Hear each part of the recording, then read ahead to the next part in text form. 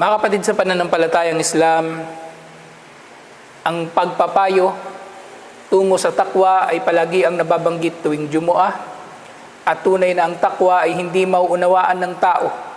Ang takot kay Allah ay hindi mauunawaan ng tao, liban na lamang na ito ay kanyang pag-aaralan, uunawain at kanyang isa sa buhay.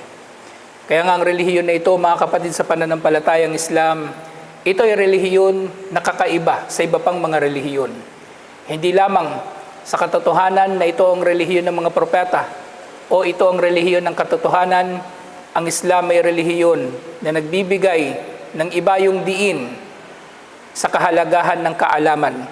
Nahinhimok nito ang mga mananampalataya, hindi lamang ang matatalino, hindi lamang ang mga mangangaral. Hinihimok ng relihiyong ito ang lahat na mag-aral.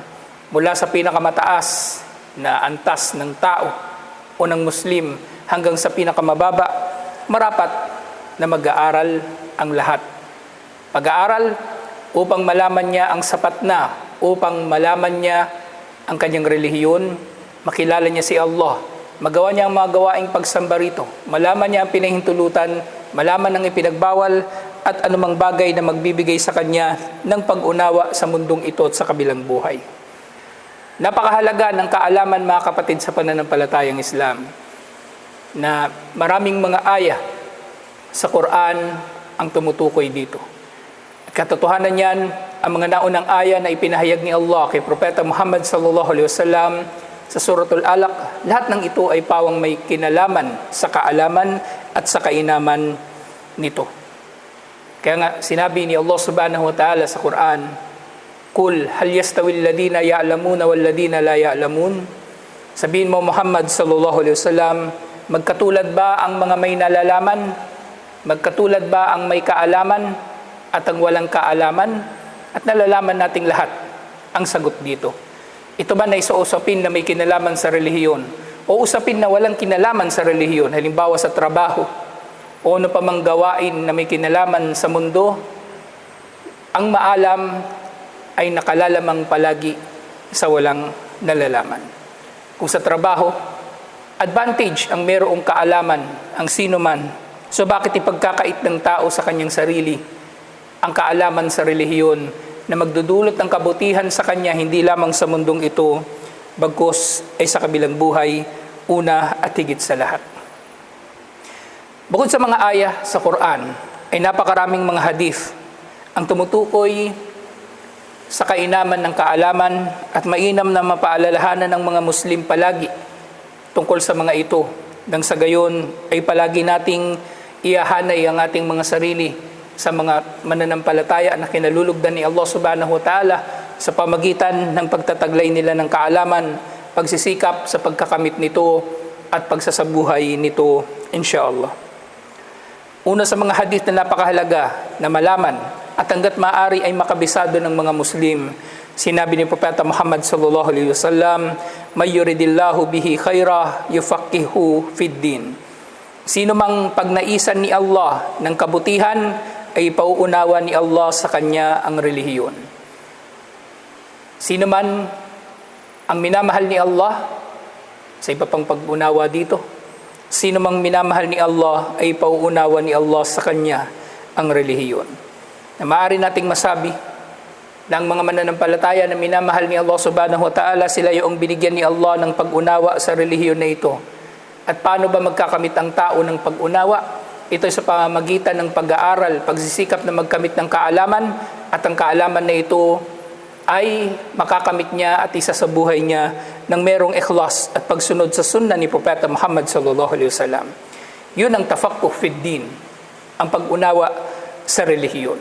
At ang simpleng katotohanan na ito ay maaring meron ding kabaligtaran na maaring katotohanan din. Nang sino mang hindi minamahal ni Allah ay hindi niya mauunawaan ang kanyang relihiyon, o maaring siya nga ay naliligaw sa kanyang mga gawain dahil hindi niya tunay na nauunawaan ang relihiyon na ito. Dahil hindi siya nag-aaral, o maaring siya ay nag-aaral subalit kulang ang kanyang ikhlas o kulang ang kanyang pagsisikap na maunawaan ang relihiyon na ito. Ngayon din sinabi ni Propeta Muhammad sallallahu alaihi wasallam sa isa pang hadith, La hasada illa fitnatain. Hindi maaring maiinggit ang sino man liban na lamang sa dalawang tao. Ang hasad, mga kapatid sa pananampalatayang Islam, o ang inggit, ito ay isa sa mga kabair o malalaking mga kasalanan. Sinabi pa nga ni Propeta Muhammad sallallahu alaihi wasallam, "Iyyakum wal hasad, fa innal hasada ta'kulul hasanat kama ta'kulun narul hatab." Fa innal hasada ya'kulul hasanat kama ta'kulun narul hatab. Pangilagan ninyo ang inggit, dahil ang inggit ay tumutupok sa mabubuting mga gawain katulad ng kung paanong tinutupok ng apoy, kung paanong sinusunog ng apoy ang panggatong. Nanginggit, ito ay isang napakalaking kasalanan dahil ito ay isang paglabag sa pagiging makatarungan ni Allah o paglabag sa pagkilala natin sa pagiging makatarungan ni Allah. Na napakasama ng inggit na maaaring ito ay aabot sa antas ng kufur o kawalang pananampalataya. Dahil ang taong inggitero, pinagbibintangan niya si Allah. Pinagbibintangan niya si Allah na si Allah ay hindi naging makatarungan sa kanyang pamamahagi ng kanyang mga biyaya. Kaya ganito katindi ang parusa sa inggitero o mainggitin na mawawalan ng saysay ang kanyang mga gawain dahil sa kanyang inggit. At napakatindi nito, napakasama nito. Kaya tinuruan tayo ni Allah subhanahu wa ta'ala mismo ng dua laban dito sa Suratul Falaq. Pero sa kabila nito, pinahintulutan ni Allah subhanahu wa ta'ala ang maiinggit ang tao sa dalawang uri ng tao. Unang-una, rajulun atahu Allahu malan fasallatahu ala halaqtihi fil haq. Unang maaring kainggitan ang tao na biniyayaan ni Allah subhanahu wa ta'ala ng yaman, at ito ay ginagastos niya sa katotohanan. Ginagastos niya sa karapat-dapat na paggastosan, sa kawang gawa, sa pagtustos sa mga programa sa relihiyon na ito, at iba't iba pang mga makabuluhan na pagkakagastosan. Ang kanyang yaman ay hindi lamang niya ipinagyayabang o kaya ay ginagastos upang ipambili ng kanyang sariling mga luho. At pangalawa, na pinahintulutan na tayo ay maiinggit sa kanila, rajulun atahu Allahul hikmah fahuwa yakdi biha wa yuallimuha. Kabilang sa mga karapat-dapat na ating kainggitan ay ang tao na binigyan ni Allah ng karunungan, ng hikmah, at ang karunungan ay nalalaman natin na ito ay may kinalaman sa kaalaman, at siya, ang lalaki na ito na maaari nating kainggitan, ay naghahatol o kaya ay nagsasabuhay sa karunungang ito, ayon sa karunungang ito, o kaya siya rin ay nagsasabuhay nito sa pamagitan ng pagtuturo nito sa iba. Alhamdulillah. Dalawang bagay, dalawang hadith na nagbibigay ng kainaman, ng kaalaman at kainaman ng pagsisikap na tayo ay mag-aral ng ating relihiyon. Alhamdulillah, mga kabutihan na hindi marapat na ipagkait ng tao sa ibang tao at lalong hindi niya dapat na ipagkait sa kanyang sarili. Mga kapatid sa pananampalatayang Islam, pinakamainam nga sa panahon natin ngayon na ang mga tao ay abala, na tayo ay patuloy na magpapaalalahanan ng pinakamainam na mapaggagastusan o mapaggagamitan ng ating mga oras ay ang pag-aaral.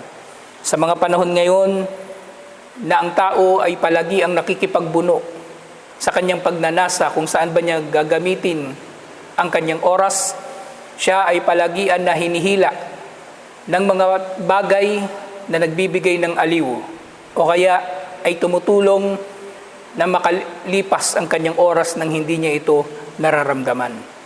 Sa pagbababad sa Facebook, YouTube, social media, tiba-tiba pa, sa iba't ibang mga walang saysay na mga pakikipag-usap, mas mainam na gugulin natin ang ating pag-aaral, gugulin natin ang ating mga oras sa pag-aaral, insyaallah. Kaya nga, ang pag-aaral ay mainam na palaging ipinapayo sa mga mananampalataya, insyaallah. Subalit ang pag-aaral nga na ito, mga kapatid sa pananampalatayang Islam, tayo ay hindi nag-aaral para lamang sa kapakanan ng pag-aaral o kapakanan ng pagkakaroon ng kaalaman. Hindi ito sapat sa maraming pagkakataon. Oo, ang ating mga kaalaman ay magtuturo sa atin ng tama at mali. Subalit, ang kaalaman, masasabi natin ang rurok nito ay kapag ang kaalaman na ito ay nagdudulot ng pakinabang sa iba. Unang-una, sa paraan ng ating pagsasabuhay nito, at pangalawa, sa pagtuturo natin nito sa iba, insyaallah. Katulad sinabi ni Propeta Muhammad sallallahu alaihi wasallam, "Fawallahi lian yahdiyallahu bika rajulan wahidan khairul laka min humrin na'am." Sumpa kay Allah, kung gagabayan ni Allah sa pamagitan mo ang sino man, ay mas mainam pa ito kaysa sa pulang kamelyo. At tinutukoy dito ni Propeta Muhammad sallallahu alaihi wasallam na pulang kamelyo ay anumang bagay na mahalaga. Na kung mayroong tao na magmumuslim, yayakap sa pananampalatayang Islam sa pamagitan ng pagbabahagi mo sa kanya ng iyong kaalaman sa relihiyon, at siya ay magmumuslim, ang kabutihan at gantimpala na idudulot nito ay mas mainam pa kaysa sa ano pa mang bagay na pinahalagahan ng tao dito sa mundo. Kaya ang ating kaalaman, mga kapatid sa pananampalatayang Islam, ay kaalaman na hindi lamang natin iniipon sa ating mga sarili, bagkus ito ay kaalaman na padadaluyin din natin patungo sa iba, insyaallah. Gayun din, sinabi ni Propeta Muhammad sallallahu alaihi wasallam, "Ballighu anni walau ayah wa haddithu an bani Israila wala haraj wa man kadzdzaba alayya muta'ammidan falyatabawwa maq'adahu minan nar." Magpahayag kayo mula sa akin o tungkol sa akin ng kahit isang ayah, kahit isang kapahayagan lamang. Ibig sabihin, ang tao na mayroong nalalaman at tiyak siya sa kaalaman na ito, ay maaari na niya itong ibahagi sa iba. Ang da'wa ay hindi nangangahulugan na ikaw ay magkaroon muna ng mga certificate o kaya mahabang pag-aaral bago ka pahihintulutan ng Islam na makipag-usap sa mga tao upang anyayahan sila tungo sa relihiyon. Sapat na meron kang maibabahagi sa kanila na isang katotohanan at tiyak na katotohanan na kung tatanggapin nila ay magiging malaking gantimpala para sa iyo, at kung hindi naman ay magagantimpalaan ka naman sa iyong pagsisikap, insyaallah. Gayun din sinabi sa hadith na ito na maaari tayong magbanggit tungkol sa mga tala o kasaysayan ng angkan ng Israel, tungkol sa mga nababanggit sa kanilang mga kasulatan, at walang problema rito bilang pangalawang patunay lamang, hindi bilang mga batayan ng ating relihiyon, dahil magkaiba ang dalawang bagay na ito. Ang Israeliyat, ang Biblia, ang Old Testament, ang New Testament, ang mga sinulat ni Mateo, Lucas, Marcos, Juan, Pablo at kung sino-sino pa, hindi ito batayan ng pagiging tama ng ating relihiyon, bagkus ay maaari lamang nating mabanggit bilang pangalawang mga patunay, nang sa gayon ay mauunawaan ng mga tao kung ano ang ating mga sinasabi sa konteksto nito. At panghuli, nilalaman ng hadith na ito ang babala. Sino mang magsinungaling gamit ang pangalan ni Propeta Muhammad sallallahu alaihi wasallam ay marapat siyang umupo sa kanyang upuan doon sa impyerno. Ibig sabihin, oo, pinahintulutan ng mga Muslim na mangaral, subalit huwag tayong lalampas sa hangganan na mag-iimbento tayo ng mga kasinungalingan. Naiugnay natin kay Propeta Muhammad sallallahu alaihi wasallam ang isang aral, gayong hindi naman niya ito sinabi, o hindi naman talaga ito hadith, o hindi naman talaga ito aral na mula sa kanya o sa relihiyon na ito. At nauuso ito sa panahon natin ngayon. Maraming mga tao ang nag-iimbento ng iba't ibang mga aral na maaring dulot ng mali nilang pag-unawa sa dalil. Mali nilang pag-unawa sa dalil. Nang dalil ay tama, sahih, subalit inilalapat nila ito sa maling pagkakalapat dito. Katulad ng iba't ibang interpretasyon ng mga tao sa iba't ibang mga hadith tungkol sa pusa na di umano ito ay dahilan ng pagpasok ng tao sa paraiso, walang dalil na ito ang kahulugan ng anumang hadith tungkol sa pusa. Ngayon din, katulad ng palagi ko nababanggit, may mga tao na naniniwala na kapag sila ay may alaga na tandang, tinatawag daw ng tandang ang anghel, hindi ito ang kahulugan ng hadith na nagsasabi na tumitilawak ang tandang kapag nakakakita ng anghel. Ang mga dalil ay marapat na uunawain natin sa tamang pagkaunawa nito, dahil ang pag-iimbento ng hadith ay maaring magdulot na ang tao ay maparurusahan sa impyerno, at gayon din sa pagbibigay ng sarili niyang kahulugan sa hadith ay magiging dahilan din na siya ay maparusahan sa impyerno. Kaya panghuli mga kapatid sa pananampalatayang Islam, sinabi ni Propeta Muhammad sallallahu alaihi wasallam na dito ay mabubuo natin ng kainaman, ng kaalaman, pag-aaral nito at pagbabahagi nito sa iba. Sinabi niya, man salaka tarikan yaltamisu fihi ilma, sahhalallahu lahu bihi tarikan ilal jannah. Sino man ang tumahak sa landas ng kaalaman, padadaliin ni Allah para sa kanya ang landas patungong paraiso. Sino man ang tumahak sa landas ng kaalaman, ibig sabihin nag-aaral at nagtuturo, padadaliin ni Allah para sa kanya ang kanyang landas patungong paraiso, inshallah.